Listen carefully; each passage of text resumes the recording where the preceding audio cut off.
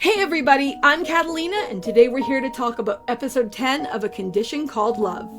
Let's start this off with a question for everybody. Am I the only one here who was like, wait, what?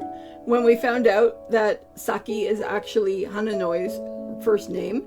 Because I didn't realize as I was watching this until this point that we didn't actually have them both on a first name basis. I'm so bad at organizing names. I mean, we all know that from anyone who watches any of my stuff. But yeah, that totally took me for a loop. I was as shocked when she said it and I realized what was going on as he was from the fact that she actually said it. I think it's super cute that we're finally seeing this from them because, I mean, you think about it. These guys have been either dating or like trialing this dating thing for 4 or 5 months now, and only now are they getting to first name basis. Now, I am aware that to an extent that naming conventions in Japan are actually very different than what they are here.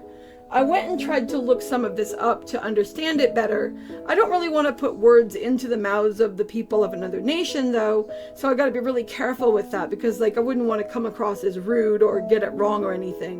But it was really interesting that it took this long. What I will say is that when we saw one of Hotaru's friends in the show talking about how long it got to the point where she was using her boyfriend's first name and how long it's taken Hotaru to do it, it's very different. And that was really interesting. Especially when we see that the whole Hotaku thing with the dog name versus the nickname has come up again because Yao-kun is in this episode, and how that is different yet again. Now, from what I looked at, kids often have nicknames for each other. Childhood friends often use first names if they know each other well. Family and spouses and stuff, that kind of stuff is more normal.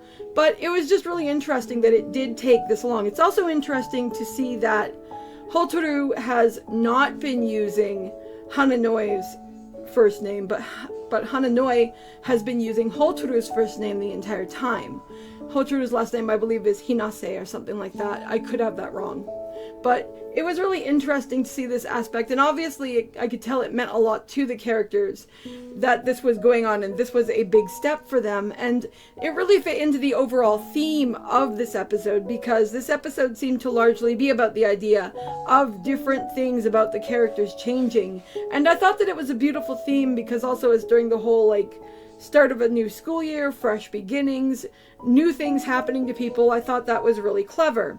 Another thing I really liked in this episode, as far as the changes we did see happening with characters, was the interactions between Hotaru, Hananoi, and Hotaru's friends. The fact that he had lunch with the one friend and he realized, hey, this actually isn't so terrible. And then he ends up having lunch with Hotaru and all of her friends, plus her one friend's boyfriend and all that kind of thing. I thought it was really cute seeing all of them interact and everything.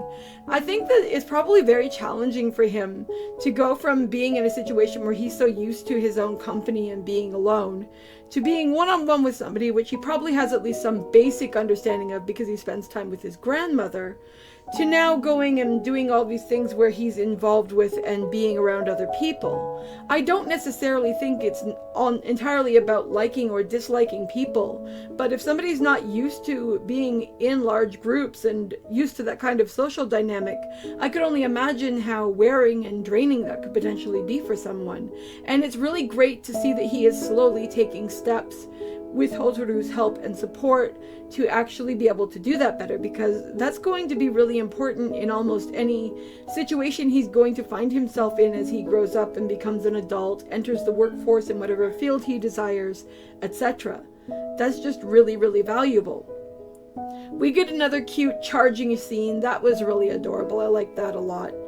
We just get a lot of overall really great momentum for these two, and it's really clear to see that they are definitely taking steps forward that are really good.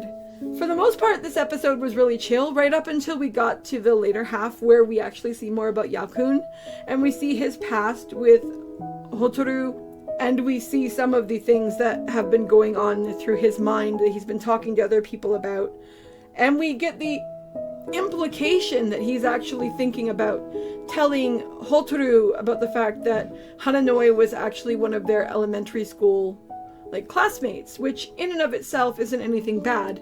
And I don't know yet whether Yao-kun knows anything about some of the stuff that Hananoi went through as a kid, but the idea that Hananoi is with Hotaru seems to really bother Yao-kun, and I think that he would like to be with Hotaru, and I also think based off of his personality and the way that we're seeing him make moves right now and the point at the season that we're in, that he might actually try to do something.